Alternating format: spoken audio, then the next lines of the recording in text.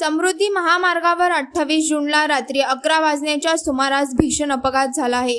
या अपघातात 7 जणांचा जागेवरच मृत्यू झाला असून 4 ते 5 जण गंभीर जखमी आहेत। जखमींना उपचारासाठी जिल्हा रुग्णालयात दाखल करण्यात आले आहे। समृद्धी महामार्गावरील कडवंची गावाजवळ हा अपघात झाला। नागपूरकडून मुंबईकडे जाणाऱ्या अर्टिका कारला रॉंग साईडने येणाऱ्या स्विफ्ट डिझायर कारने धडक दिल्याने हा भीषण अपघात झाला।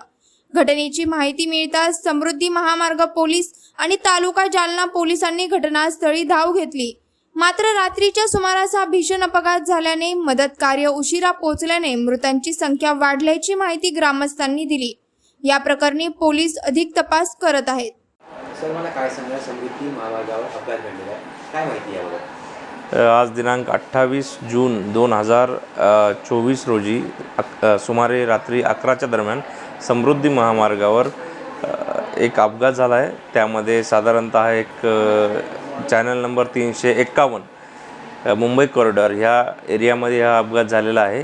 त्यामध्ये साधारणतः एक 10 ते 12 पेशंट जखमी असल्याची माहिती जिल्हा रुग्णालय जालना येथे मिळालेली आहे।